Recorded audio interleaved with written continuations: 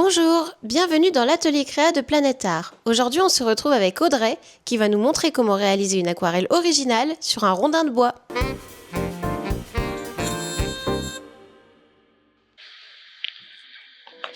Pour commencer, on va prendre le gesso qui est un fond absorbant pour l'aquarelle et l'appliquer sur notre rondin en couches généreuses.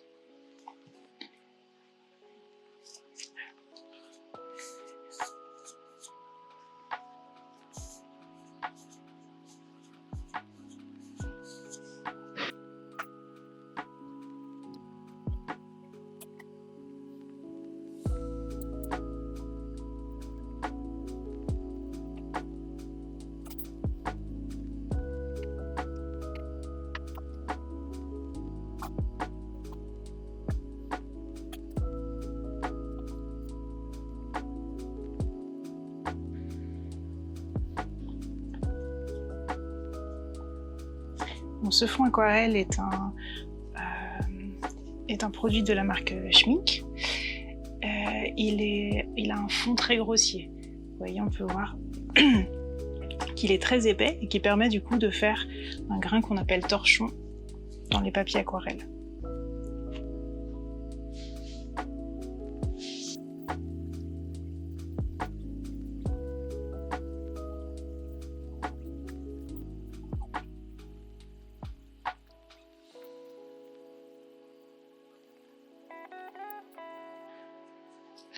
On n'hésite pas à en mettre une couche épaisse pour que l'aquarelle puisse bien s'absorber dans le fond. Et on laisse sécher avant d'appliquer l'aquarelle.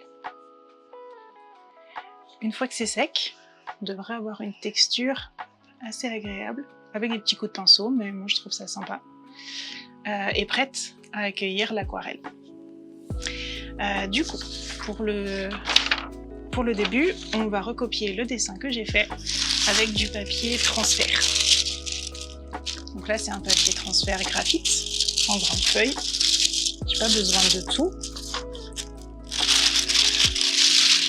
Je vais juste le mettre comme ça, côté carbone contre le rondin. Je vais venir mettre mon dessin par-dessus et là, il faut que je calcule à peu près l'endroit où je veux que les chouettes soient. Ça me paraît bien. Il ne me reste plus qu'à retracer mon dessin pour pouvoir le transférer sur la surface.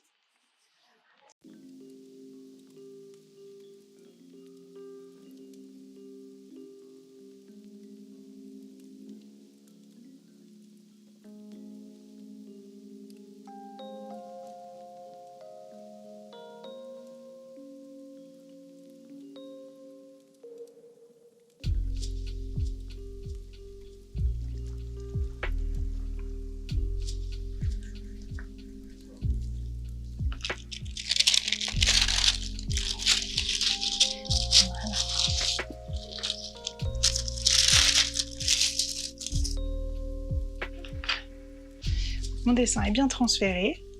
Maintenant, je vais essayer d'enlever un petit peu de graphite avec ma gomme. Et ensuite, je vais pouvoir redessiner un petit peu les détails.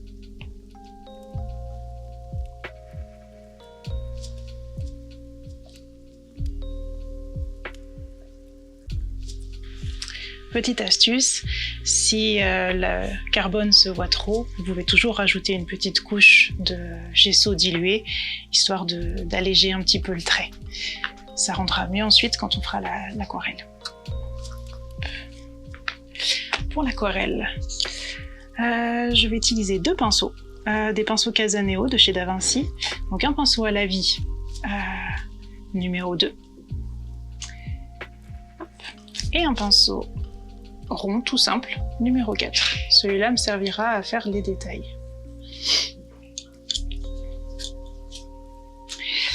Du coup, on va commencer par le gros, on va faire presque tout avec le gros pour l'instant. Du coup, je prends ma palette. C'est une palette de chez Sennelier qui est très jolie. Ils ont fait une sélection de tons neutres que j'aime beaucoup.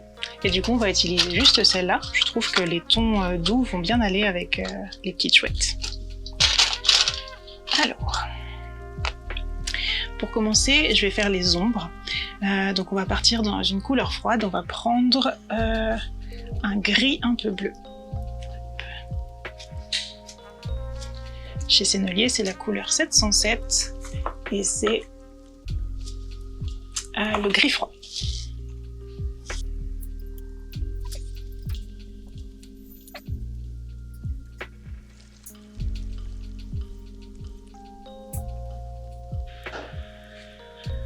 On va commencer par poser les ombres partout là où il y en a. En gros, on regarde pas les petits détails. Pour l'instant, on fait vraiment le gros des ombres.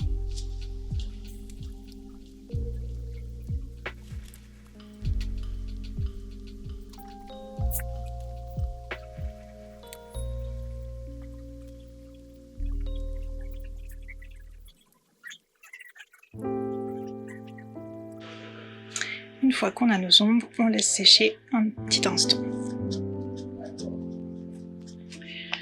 Mes ombres sont placées. Je vais maintenant amener un petit peu de brun clair dans tout ça pour adoucir et puis pour amener la couleur de la chouette qui est une chouette effraie. Donc on est dans les tons brun roux assez clairs. Pour ceci, du coup on a utilisé le 707, le gris froid. On va cette fois prendre l'inverse, on va prendre le gris chaud, le 705, et on va un petit peu le mélanger avec celle juste à côté, qui est le bitume, le 435. Ces deux couleurs ensemble vont faire une espèce d'ocre clair qui sera très jolie pour notre chouette.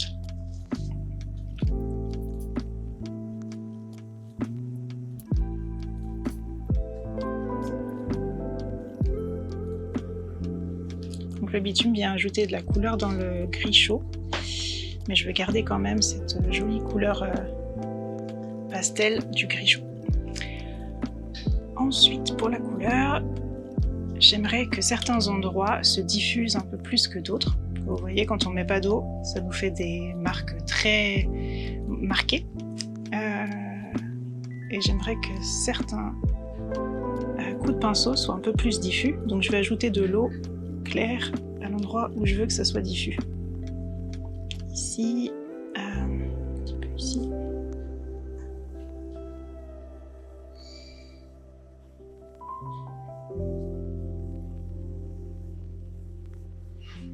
Et là.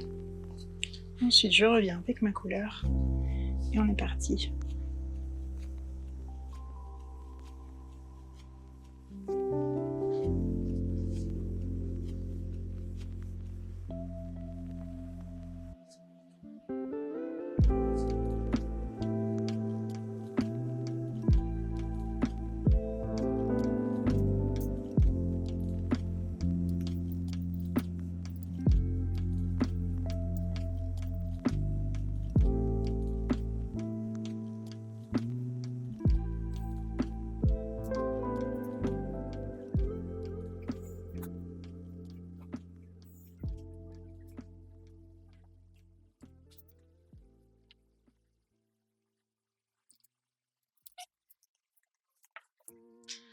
Maintenant qu'on a mis un petit peu de couleur, on va revenir avec les ombres un petit peu plus foncées.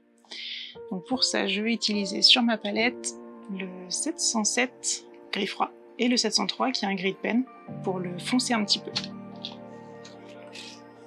Donc le 707, c'est celui qu'on avait utilisé au début. Comme ça, on reste dans la même couleur, mais un ton plus profond.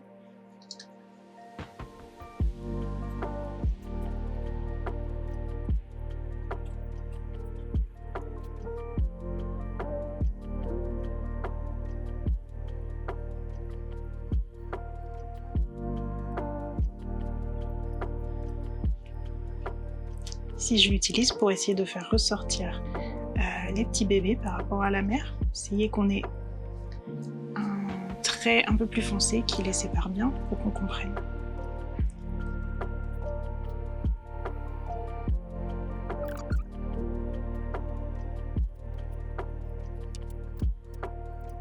Prochaine étape, ça va être le fond. Donc là, l'idée, ça va être de faire ressortir la chouette et ses petits par rapport au fond. Donc enlever tout le blanc. On va mettre un marron très foncé pour faire un petit peu comme s'ils étaient dans un nid ou une niche. Donc pour ceci, on va reprendre le 435, qui est la couleur bitume, qui est très jolie. Et celle-là, on va pas la mélanger, on va la mettre pure.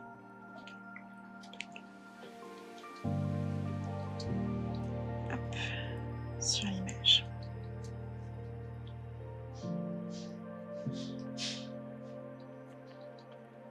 J'en fais pas mal parce qu'il y a une grande surface à faire. Là, ce qui va être important, ça va être du coup de contourer notre chouette. On va faire ressortir le blanc de la chouette en fonçant tout ce qui est à côté. Donc on peut aussi s'amuser à faire venir ressortir des détails comme des petites plumes qui sortent un petit peu comme ça. Là, il nous faut un trait très précis.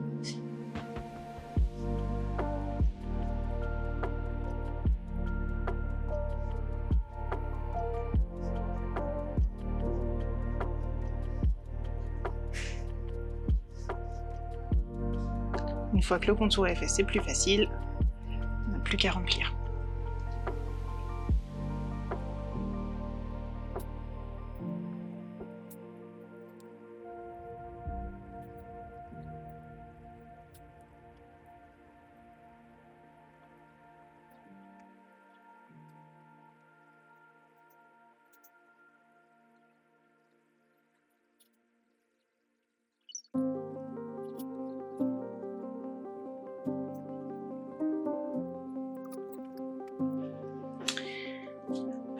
On va continuer avec le fond, on va juste un petit peu assombrir autour pour faire l'idée de nid. Donc derrière les chouettes, ça va être un petit peu plus sombre.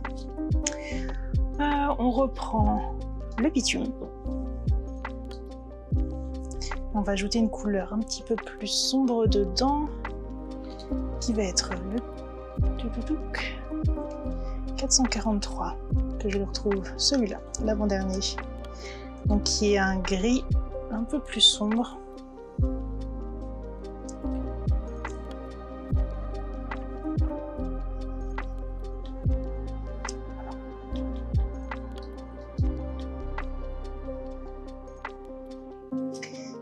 Et on va revenir là où on était pour assombrir juste derrière la chouette.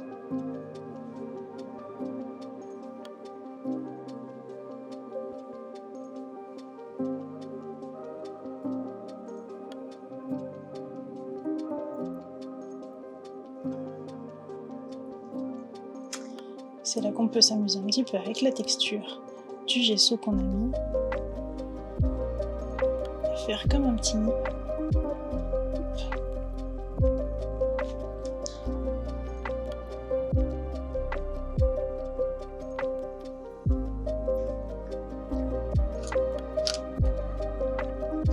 En attendant que ça sèche, on va revenir dans la chouette et on va un petit peu rajouter du marron à certains endroits. J'aimerais que les couleurs soient plus chaudes et plus foncées. Pour ceci, on va prendre le numéro 1507, c'est le brun Van Dyck.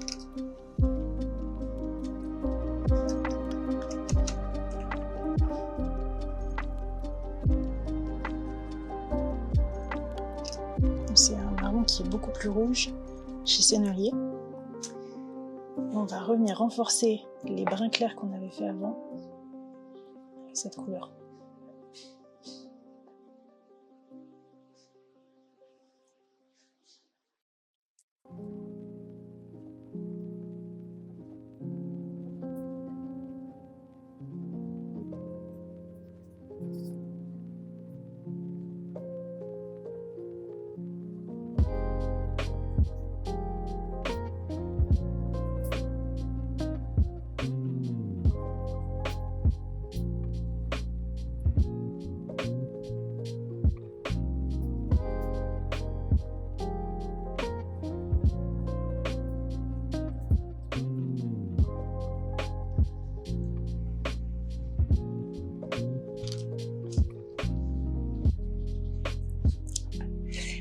La dernière étape, une fois que tout ça est bien sec, ça va être de faire les détails et de venir faire ressortir tout ça avec un peu plus de contraste.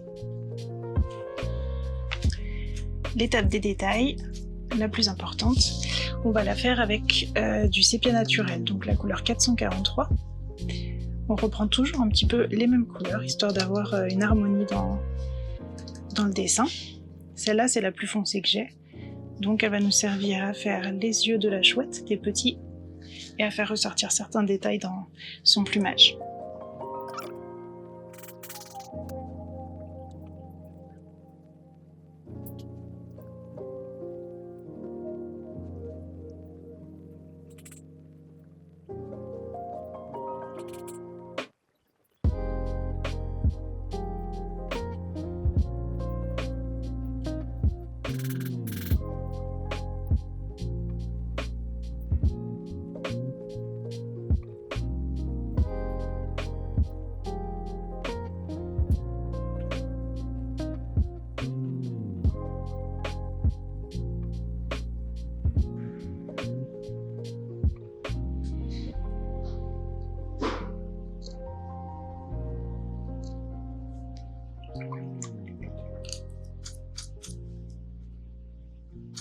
Je vais finir par ajouter juste un tout petit peu de couleur à certains endroits pour faire ressortir un petit peu tout ce qui est le bec des petits, le bec de la maman, parce que je trouve qu'il ressort pas assez.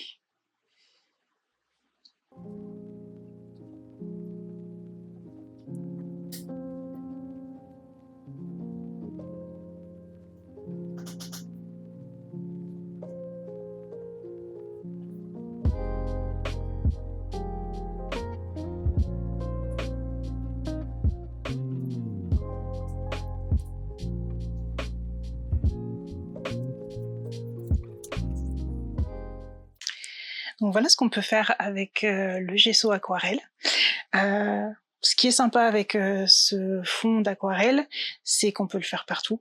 Ça réagit pas exactement comme sur un papier. La couleur met un petit peu plus de temps à se diffuser, mais du coup c'est sympa. On peut faire des effets de texture en mettant nous-mêmes les coups de pinceau, ce qui est pas le cas avec un papier, vu que ça reste plat. Et on peut le faire évidemment partout. Donc là sur du bois, ça marche sur du verre, sur du métal, sur n'importe quoi. Donc on peut faire de l'aquarelle un peu n'importe où, ce qui est un peu une nouveauté je trouve. Voilà. Si cette vidéo vous a plu, n'hésitez pas à liker, commenter, partager. Enfin, si vous voulez retrouver la liste des produits mentionnés dans cette vidéo, elle est disponible en description, en magasin ou sur le site de Planète Art. À bientôt!